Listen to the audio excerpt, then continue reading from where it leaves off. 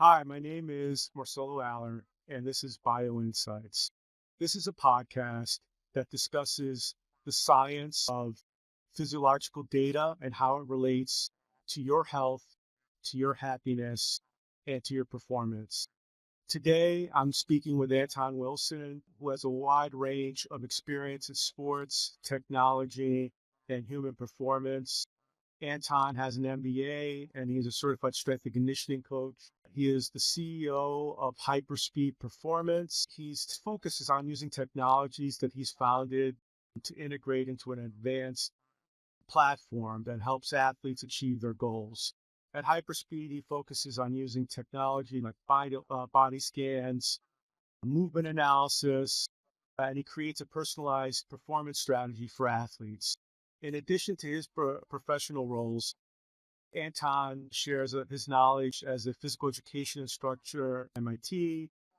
He's working with currently in the military, and I'm really looking forward to this conversation with him. With no further ado, Anton. I appreciate the intro. We're always speaking off air. Recently, you were able to come on my podcast. It's a beautiful Sunday morning up in Adam, and definitely excited to get into the weeds of, just health and performance data, geek out a little bit. So I'm excited for what this episode has to bring, and thank you for having me. Thank you. I think, I think a lot of people really going to enjoy this. So tell us, how did you end up with the military? Interesting starting there. I would say that this is a progression of all my professional experience. Really starting with sports, transitioning from athlete to then coach, but falling in love with the chess match of sports, the tactics of it, the preparation, everything that goes into it. I love the game planning. I would say that's what led to me even going to business school. But really, even from that progression of being a sports coach, thinking that's all I wanted to do, to then getting an MBA, but never from the lens of trying to get a job and climb up the corporate ladder, but how I can learn the fundamentals of business and leadership and what are the parallels between sports and business. And then coming from a military family, my dad was a drill sergeant. I've been on the Air Force, on both sides, uncle in the Marines. And so I just seen it, and there's just like some core traits that I recognized from just the discipline, the structure, the orderliness that I saw in people that served in the armed forces. That was like the last progression. That was something that I wanted to do when I finished my undergrad, and it was the opportunity to continue to go to school with the GI Bill, but be an officer and just continue to learn. And so I really thought that the opportunity didn't come about because I had a couple of different knee surgeries, which impacted my physical fitness, which is an ongoing pursuit. But really, after not working with the sports team for a while and recognizing that that is an industry that is developing quite a bit, and when like you go online and you search like tactical strength conditioning or military fitness, you'll see a lot of jobs. I got some exposure at a camp down outside of Mobile, Alabama called Extreme Military Challenge, which is a simulated military environment for kids the ages of 13 through 18. There's a ranger school, there's a medic school, and you have to get them ready to pass an Army standard physical fitness test. And so I was in charge of that for a 6-week program in 2022.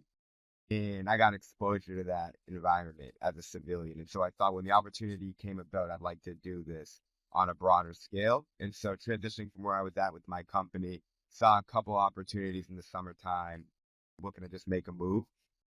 Uh, Perfect timing, I guess you could say, where I found myself at Fort Liberty in Fayetteville, North Carolina, working with the U.S. Army. So just a gradual process. I think life always brings you there, but it's the closest thing I can get to working with the team, not outside of sport, but I can still get that mind-bending challenge of what coaching prevents. That's an amazing story, and kudos to you, because it's a journey, right? You truly represent a small business owner, but also very entrepreneurial. So I love hearing your life story over and over again. So I think it fits really what we're seeing today on the tech space as well. So everyone's aware, we've worked in the past together, um, in regards to biometric signals. So One standard question that I ask everyone that comes on is, when you hear biometric insights, what does that mean to From you? a commercial standpoint, when I hear biometric insights, I think of heart rate, blood pressure, respiratory rate, calories burned from activity, and maybe like how many hours you slept per night. Those are the initial biomarkers that can be captured through a wearable device that could give me some insights in regards to my lifestyle. I think that they have some value. I think we can hang our head on the accuracy, but those are just the basic metrics that are accessible to just give the average person some understanding of where their health lies. Now, biomarkers can be utilized across a broad variety of domains, and especially where the stakes are higher, performance is far more important. I always feel like when you go into blood and genetics, right? That's where it's like, okay, we're getting pretty serious here. But really, it just depends on the population group that you're working with. And then it just gets far more specialized, where it can turn into the movement mechanics. It can turn into the speed of movement. It can turn into just the program of strength training in and of itself, where we're trying to hit certain markers relative to position in sport, where although it's a specific movement, there is objective metric that we're searching for as far as having like a standard of performance. And so it really just determines where you want the rabbit hole to go. But when we say biology, we think of human and life.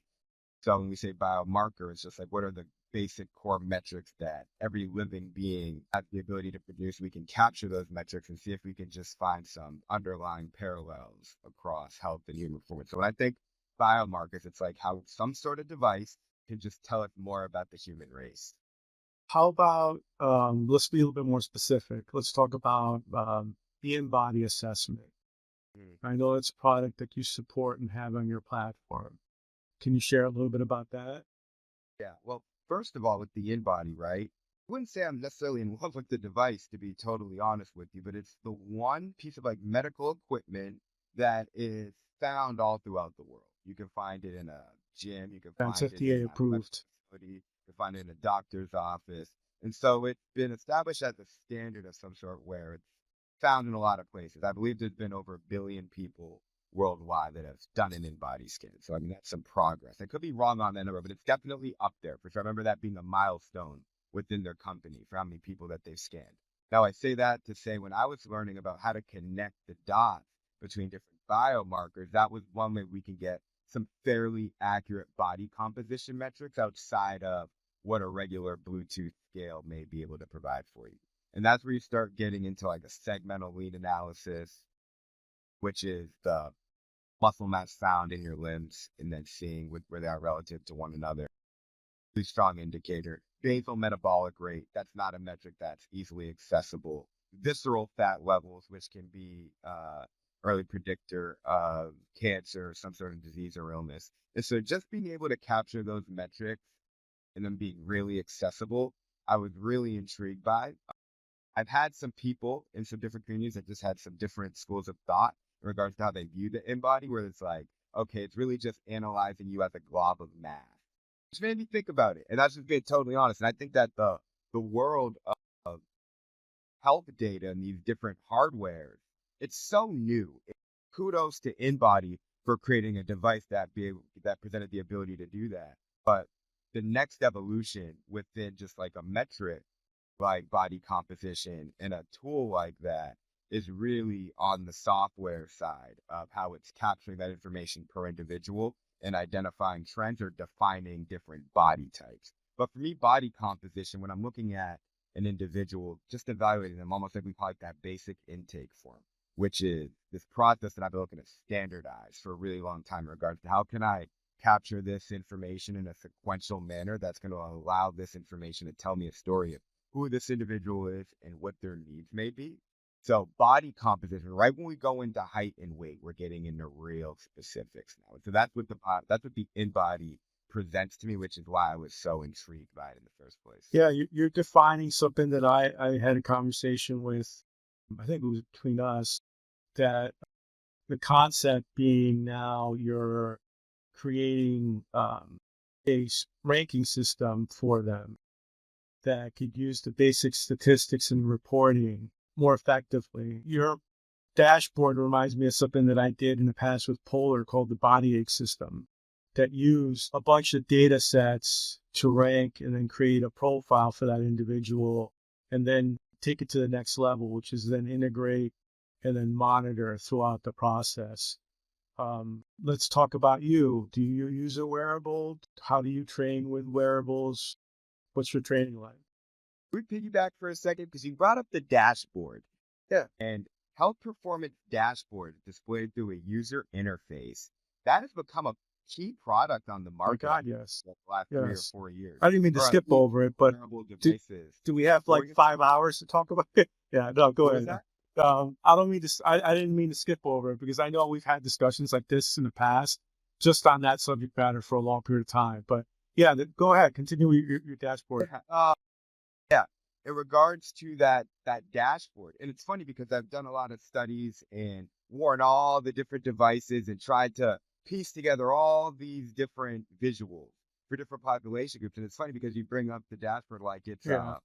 it has tremendous importance. And I've learned that it's just a small part of what you Oh actually God, want yeah. to do with the data. It's cool to see it all in one place. It's funny though But because we take the software and the information that we're gathering, we almost want to like make it cool and fun, like we do with social media. And it's like that information is really no, just supposed to you, teach you. How can it do so in the most simplistic manner? you bring up a very big point that I think we should talk about, which is, um, because you're talking about just like the scientific method. That's really what you're talking about. It's like what are you gonna use the dashboard for? What are you gonna use the data for? Yeah, What's the purpose of it? Then we can tell you that data actually is accurate because you're applying a scientific method. So that might be pretty simple, but it's a it's a plat. It can now be part of machine learning. It can now be a part of. It's a big topic. It's also a specific area of no coding. I know that you experimented with everything on a dashboard. Do you feel like it's worth buying some company proprietary one or making your own? definitely making your own. In regards to that dashboard too, I did want to know exactly what I use. I don't really use any wearables anymore. I just ordered an Apple Watch.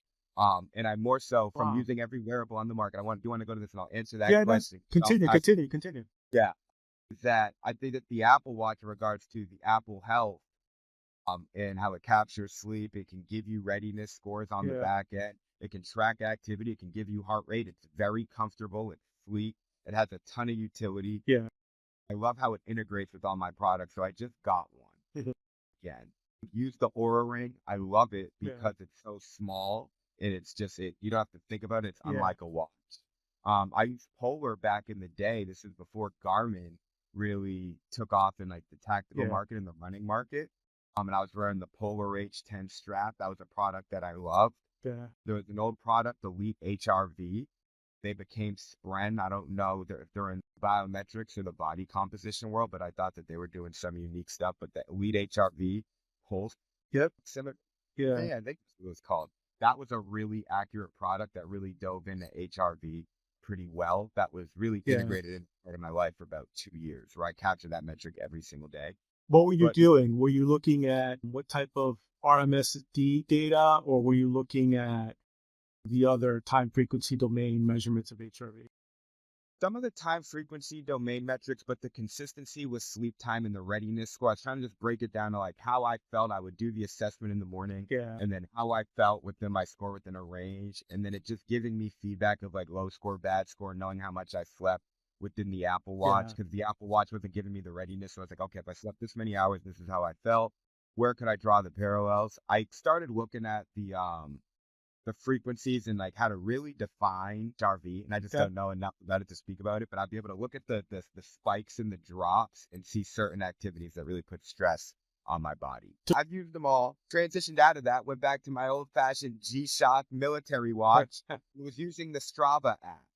And the Strava app, my life was based around running. I've currently had a little bit of a hiccup with my running process, but running every single day and using that Strava app and the algorithm Wow. and paying for the subscription model. So And really just looking at the app that's a fitness app that's giving me the utility that I need for one specific activity and it being niche based.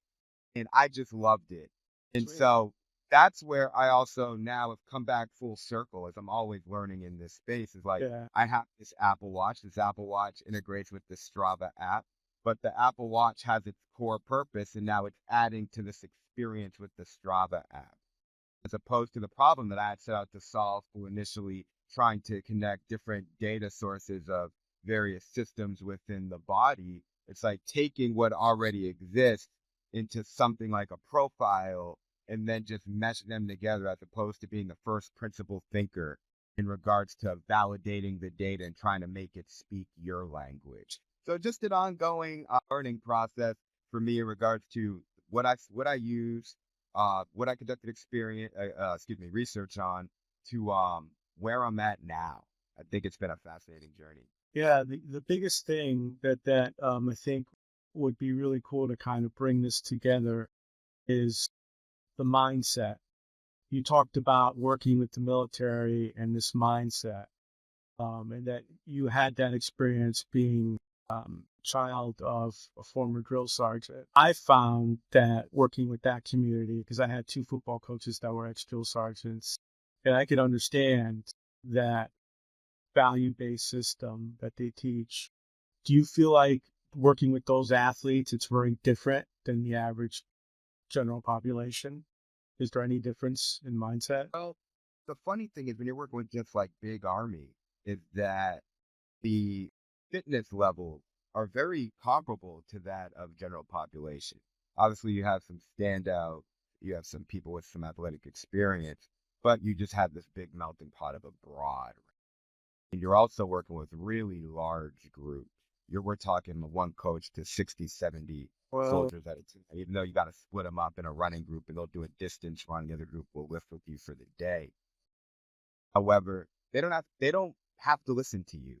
Um, and a lot of them join the military for various reasons, and they do not like the fact that they're there. This isn't a sport, and they're not paying for a gym membership.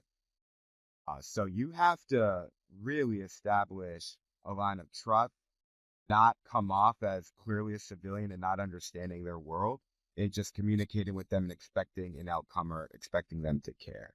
So it really tests you on more of a character interpersonal level. And that's why I got into it in the first how place. Love that. I love learning what each and every person's gone through, where they come from, their experience.